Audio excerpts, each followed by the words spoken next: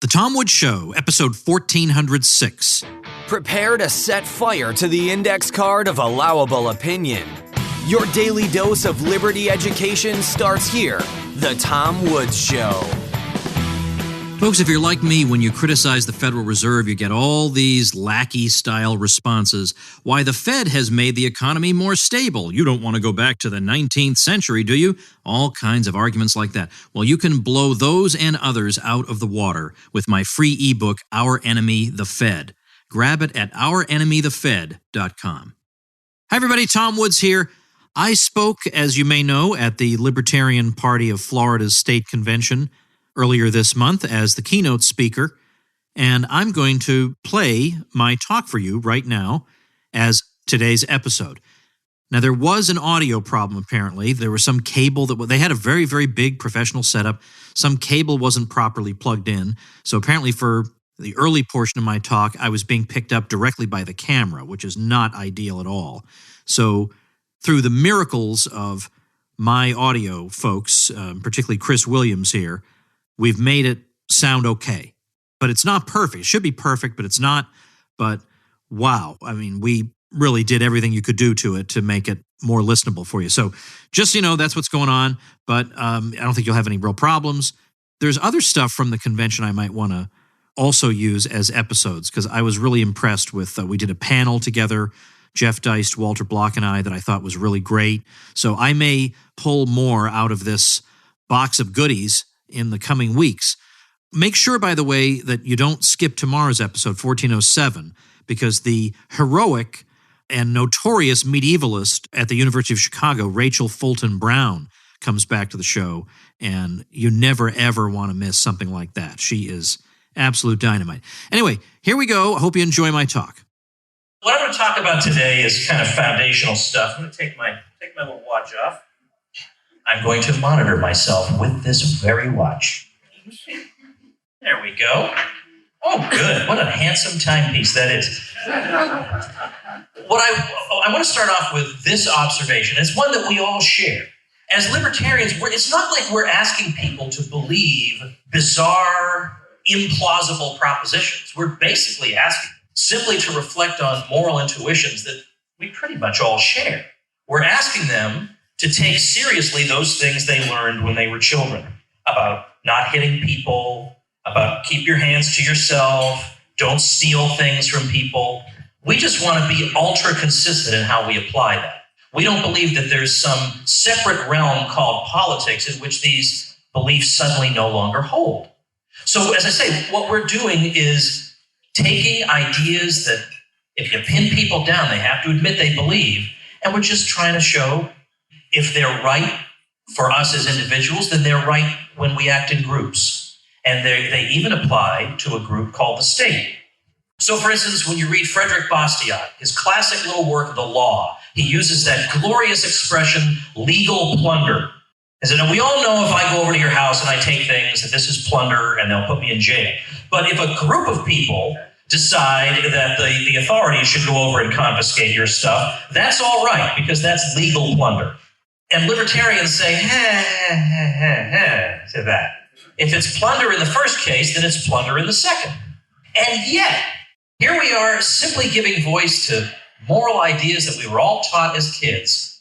And yet we're so darn unpopular. Why is that? Doesn't make sense, right? We should be the most popular people in the world, right? Thank you for helping to educate me on how to apply these moral ideas in daily life. We don't really get that reception all the time. Now, people may like one idea of ours or a couple of ideas, but the package is a tough sell. So the other day, and it's going to be airing on Monday, I interviewed a fellow who's a philosophy professor at the University of Maryland. And I'd never heard of this guy, Dan Mahler. And he's written a fantastic new book on libertarianism, and it's called Governing Least, subtitle, A New England Libertarianism. And he begins his book with a hypothetical speech delivered at a town meeting. And he asks, could you bring yourself to deliver this speech? So let me read it to you, and you'll see that this, again, is an attempt to take our basic moral intuitions and show how we ought to apply them to politics. So imagine yourself giving this speech. My dear assembled citizens, I know most of us are strangers, but of late I have fallen on hard times through no fault of my own, by sheer bad luck. My savings are low and I don't have friends or family to help. Now, as you know, I've previously asked for help from you as private citizens as a matter of charity, but unfortunately, that hasn't been sufficient. Thus, I'm here now to insist that you, yes, you, Emma, and you, John, owe me assistance as a matter of justice. It is a deep violation if you don't work additional hours, take fewer vacations if need be, live in a smaller house, or send your kids to a worse school in order to help me. Failing to do so is no less an injustice than failing to pay your debts. Moreover, calling this an injustice means that it's not enough that you comply with your obligations by working on my behalf. No, I insist that you help me to force your fellow citizens to assist me. It doesn't matter if these others say to you that they need the money for their own purposes, that they prefer worthier causes, or if they're just hard-hearted and don't care.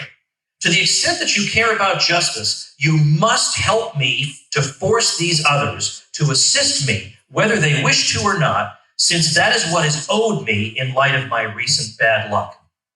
Anybody have the stones to give a speech like that at a town hall meeting?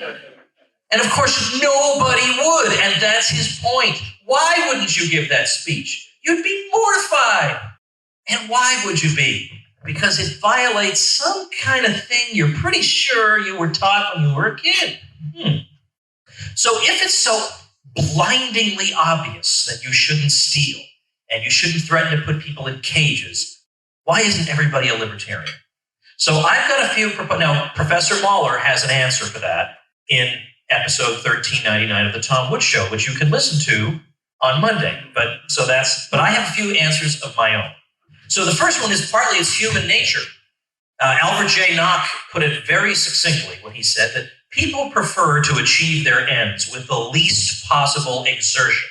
And so if they find out that there is something called the state that can help them reach their ends more easily by plundering their fellow citizens, well, maybe what old mom and dad taught them as kids, that doesn't seem quite as compelling as the state can send me a check with my name on it. So there is the problem of moral corruption. Now, I'm not suggesting that everybody who's not a libertarian is morally corrupt. No, they could also be ignorant. But that don't mean that they're all corrupt or ignorant. There are third, fourth, fifth option, but these are two problems that we have to contend with. There is, number one, moral corruption. We see that in business, where a businessman, he's all for the free market, but in his particular case, well, you can't apply the free market to the energy sector. Everybody knows that. You can't apply it to health, and there's always some exception, isn't there? That's the moral corruption. But then there's also the fact, not necessarily through anyone's particular fault, there is a lot of ignorance.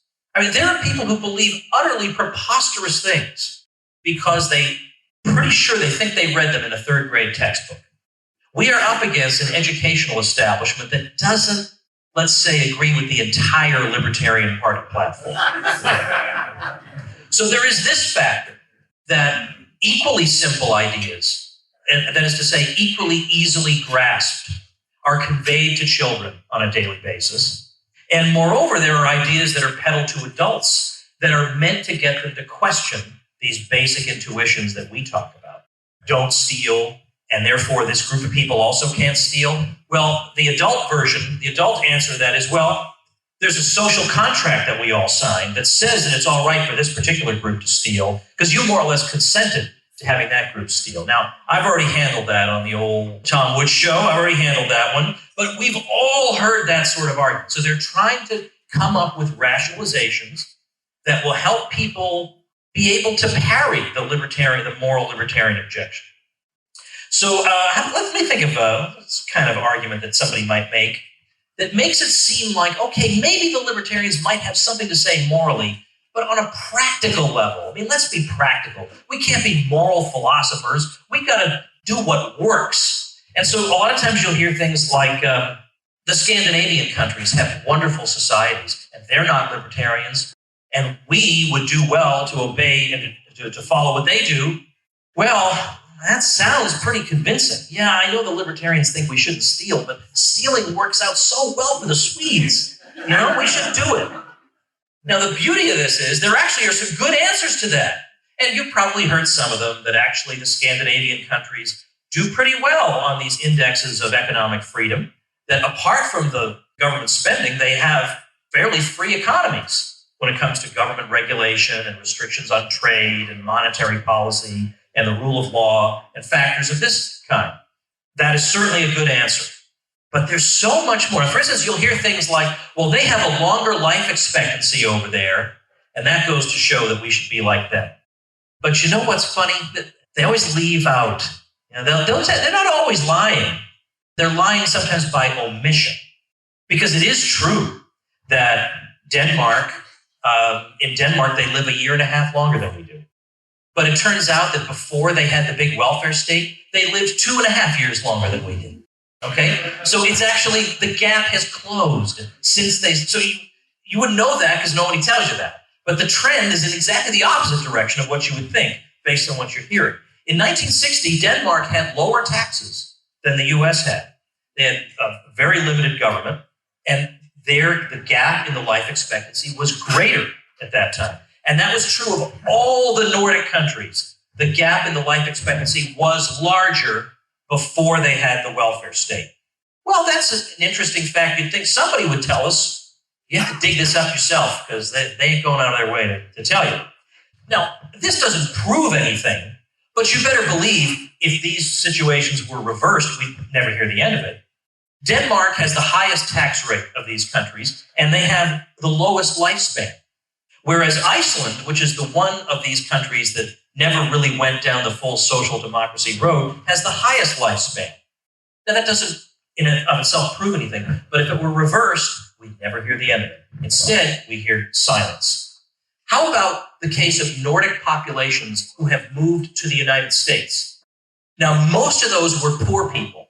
A lot of times people will say, oh, this is a self-selection bias, where the rich and successful are the ones who migrate, so they're going to do very well. Not in the case of the Nordic peoples. So, for example, in Sweden, it was overwhelmingly poor people who migrated from Sweden to the United States, people who didn't own anything, who didn't have any land.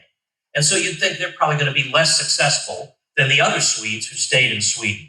But it turns out that Nordic Americans have a 50% higher level of prosperity than do their friends who stayed back in Scandinavia. Likewise, their unemployment level over here is about half what it is at home. Their high school dropout rate is much lower here. And the poverty levels of Nordic Americans are much, much lower in the United States than they are back in the home countries. This is true for Swedes, Finns, Danes, and Norwegians. Well, this puts rather a different spin on things, doesn't it, if we know all these facts? Or how about this? The tax burden is somewhat relevant here. In Sweden, what happens is a lot of the taxes are hidden so that people don't really realize they're paying them.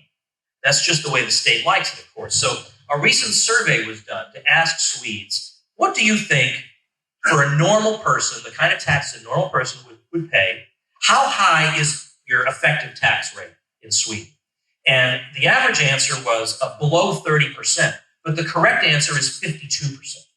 52%. Well, yeah, if I were paying 52%, I would hope I'd get a few, doses of medicine or something out of it. I'm sure they can produce something with all that money. It would be shocking if they couldn't.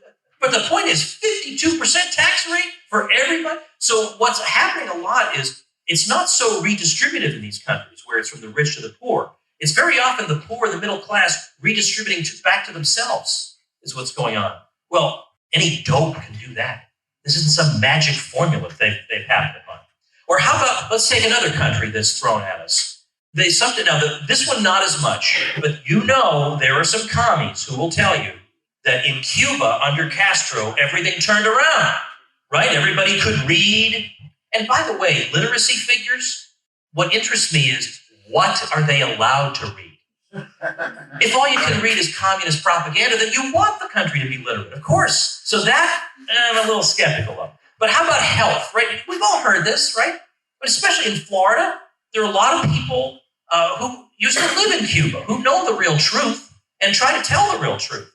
But we get told that, oh my goodness, there's wonderful free health care for everybody and it's a fantastic system.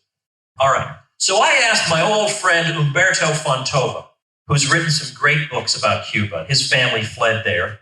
So he has, rather a bias, but, statistics have a well-known libertarian bias, as it turns out. And so what he found was this. He says, well, look, in 1958, when Castro took over, Cuba had 88% literacy already. Okay? Cuba was already 13th from the bottom.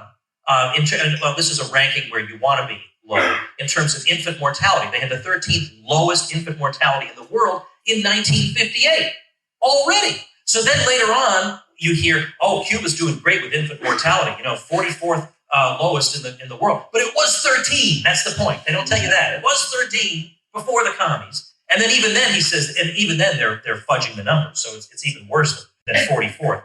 So what he points out is before you had, I think it was Johann Norberg who told me this joke. You probably heard this, but what's the best way to get a small fortune? Start with a big fortune and then blow a lot of it. And that's the story of Sweden, and that's the story of Cuba, because you hear all these great stories about what's going on in Cuba. It's because they started off really well. So when you blow a lot of it, it still looks sort of okay, but you're just piggybacking on what they already had.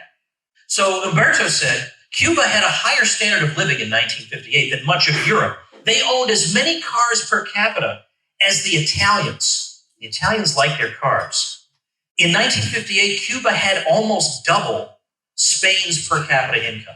It had a higher per capita income than Austria, Japan, had lower infant mortality than France, Germany, and Belgium. So yeah, it was already doing well. But then what about all the wonderful medical stories we hear? Well, it turns out these are not altogether true. And we've got pretty good evidence of it.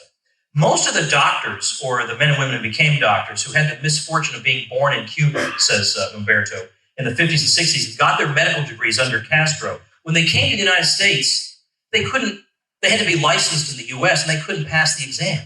They could barely pass the one to make them nurses. These were the doctors that everybody was bragging about. Well, you remember Michael Moore came out with that movie, Sicko, about healthcare.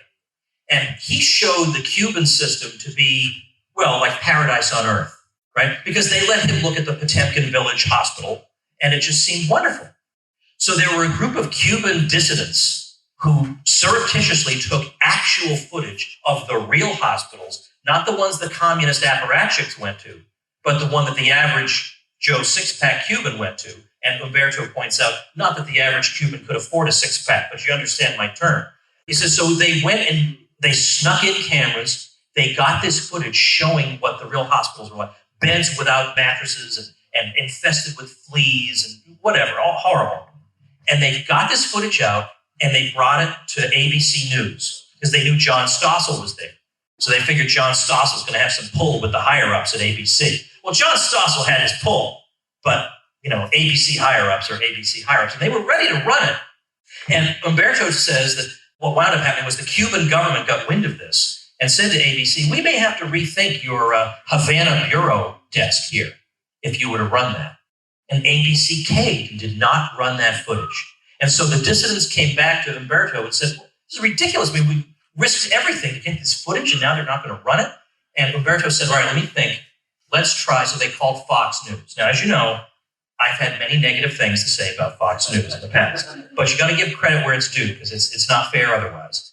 And Fox News didn't have a Havana bureau that they could be intimidated into doing the will of the regime, and so they ran the footage. And I put it up on my website if you're interested in seeing the footage of the actual Cuban hospitals. I put it up at tomwoods.com/Cuba. I just did that this afternoon. There are 2 videos up there at tomwoods.com/Cuba if you're interested in that. So this is the real story, not the cartoon version. But when you hear the cartoon version, I can understand why somebody would say, yeah, you libertarians, you spin some really nice moral tales, and there's a part of me that appreciates that, but I got to live in the real world. And the data that I see in the real world tells me that a big state gives us good outcomes. So that's why I got to go after that. Actually, it doesn't. It actually doesn't. You're not hearing the whole story about those things. Or we could talk about, obviously, the conquest of poverty. is a tremendous story. It is the greatest story of the past 50 years. It is the greatest story probably in all of world economic history. The lifting of more people out of poverty than ever before, to the point where we're getting to the point where absolute poverty is almost conquered. So I mentioned this in a talk I gave last year. There was a survey done probably 2 or 3 years ago of around the world, including in the United States, where survey respondents were asked, which of the following do you believe is true of what's happened over the world over the past 20 or 30 years with regard to poverty? Do you believe that poverty has doubled, stayed roughly the same, or been cut pretty much in half? Now, the correct answer has been cut pretty much in half. 95% of Americans got that question wrong. They think poverty has either stagnated or doubled, when the greatest phenomenon in modern economic history, or perhaps in all of economic history, has just occurred right under their noses, and they don't even know about it. Yeah, so it is a little tricky for us as libertarians, isn't it? If that knowledge were out there, that the liberalization of markets had accomplished that, it would be a little easier for us to get this message out. But doggone it, 95% of people get that wrong. This should be headlines. We should be cheering for this. And they're not even aware that it's going on. Now, what you'll sometimes hear is, if they do acknowledge that this has happened, they'll say, well, that's because government set up welfare states. That's why. That's how poverty was conquered, through the welfare state. Oh, when somebody says that to me, I feel like, oh, you just walked into the nice little trap. Oh, it's so great. I put some shrubbery there so you wouldn't even see it. And you sucker just stepped right in there, okay? Because Johan Norberg has a great little video on this. It's a beauty. It's in the show notes for episode 1395. So if you want to watch this video, it's at tomwoods.com/1395. And in that video, what he points out is, when we look at the really wealthy countries of the world, yes, it's true, poverty continues to come down after the welfare state stagnates a bit, but it continues to come down to some degree. But the point is, it had already been coming down, to the point where by the time you get any welfare state worth speaking of, extreme poverty has already been alleviated. Whereas the countries where it's being alleviated now are so poor, this is what makes them poor countries. They don't have the money for a welfare state. That's an indication that they're poor. They're being lifted out of poverty through markets. So that's the point we need to remember. Well, again, this is an amazing thing, but almost nobody knows about it. So yeah, we can talk about these great moral ideas, but if people think they lead to bad outcomes, they lead to poverty, or you don't get enough health care or whatever, or they think that the system we have is free market health care, then yeah, we are up against a brick wall. There's no question about that. I even, in a recent episode of the old Tom Woods Show, I talked about what might seem like an obscure topic, but I took it on because it's such a difficult one. And I know I have to wrap up in a few minutes, so I will do that. But it's a difficult one because it's hard for people to imagine how we could be right. I mean, people can sort of imagine why we're right, that the private sector should produce shoes rather than the government. Okay, most people can kind of get that. And they can kind of get if we say making the minimum wage $10 million an hour is a bad idea. Most people can sort of get that. But if I were to say to you, we shouldn't have deposit insurance for the banks, even some libertarians will say, I'm not so sure I'll be willing to go with you on that, Mr. Woods. But what I want to show is we can even take these hard ones. I mean, we're so right on this stuff. You know, I mean, we got to not have self-doubt here that, well, maybe there is a case where we got to crack some skulls in order for society to work. No, we really, really do have this. We do have this worked out. And here's the answer to that question. The answer is, if you actually read the scholarly literature on this, which nobody does, that's the thing, nobody does, it is unanimously agreed that the reason the world has had banking crises over the past half century is due to the fact that we've been protecting the banks, because the banks become more reckless with the money because they know they'll be bailed out. And you say, okay, yeah, maybe, but I still, I'm afraid if I put my money in the bank and the bank goes under, I don't want to lose all my money. So I had Charles Calamiris on the show. He's a professor at Columbia Business School. This is a guy who's actually bothered to study the question. And what he says is this, that yeah, it's true that deposit insurance will give you your money, but it got that money from your left pocket when you were a taxpayer. because the bank failures and crises of the past 50 years have, on average, accounted for 16% of GDP in these various countries. That's a lot of money, and that's coming out of your tax bill. So yeah, it comes back to you send them a check, and then you get a check from the deposit insurance people. And then you say, wow, what a great program. That's all that's happening. You're redistributing the money to yourself in these cases. So before we had the central banks that we had, if we take the 40-year period from 1874 to 1913, and we count up all the banking crises, whether solvency or liquidity crises, there were about a dozen of them. And they added up to about 2 to 3% of GDP in terms of depositor losses. Nothing in the United States came anywhere near that. The panic of 1893 resulted in 0.1% of GDP of depositor losses. But over the past 40 years, when supposedly the central banks of the world that know what they're doing and they're managing the economy for us and the banks are all being responsible, we've had over 100 of these crises, which have been far more severe. So we've had about 10 times as many crises. So they happen 10 times as often, and they're about 5 times as severe. Wow. And yet the impression you get is the area where the libertarians are the crankiest is on money. Don't they know we have PhDs in charge of the money now? And everything is so much smoother? Yeah, I get that people want to think that. That's why I actually wrote an ebook that I give away for free. Did you know I give away free ebooks? Has that come up before? I actually wrote an ebook called Our Enemy, the Fed, to help people understand this. And also because you are going to be hit with, oh, but the 19th century was so unstable. Surely we need the Fed. Or hasn't the Fed given us fewer recessions that cause less damage? And all of that is answered in there. So if that interests you, it's at ourenemythefed.com. I will be giving a seminar on how to get awesome domain names later in the convention. No, I won't, but I should do that. I actually bought why was ourenemythefed.com? Why was that available? I don't care. I grabbed it. All right. So here's the situation. We have a message that produces prosperity, human flourishing, human brotherhood, and is in line with the basic moral principles we've been taught since birth. But we are up against an educational establishment that tries to chip away at these moral intuitions and substitute other ones.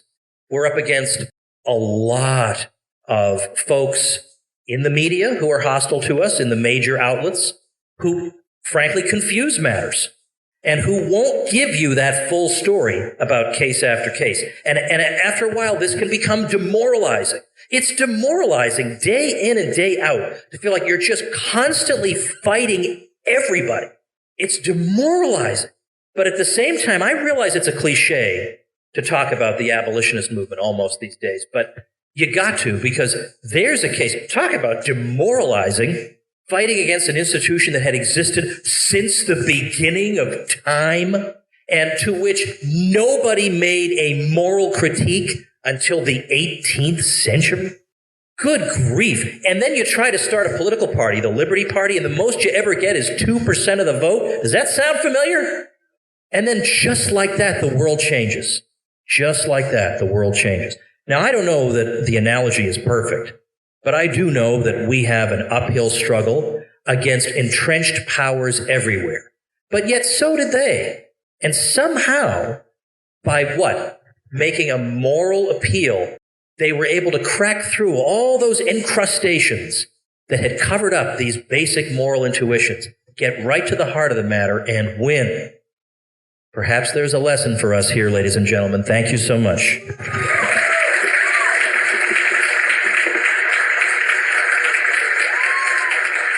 All right, folks, that's it. Now, all of you, there are some of you who got your web hosting through my link and you're waiting for your publicity. I will be getting that done in the coming week. So do not despair. That is coming.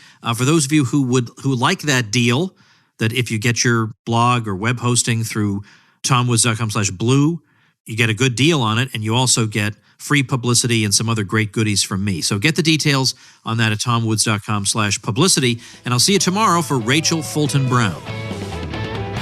Become a smarter libertarian in just 30 minutes a day. Visit tomwoods.com to subscribe to the show for free, and we'll see you next time. Like the sound of The Tom Woods Show? My audio production is provided by Podsworth Media. Check them out at podsworth.com.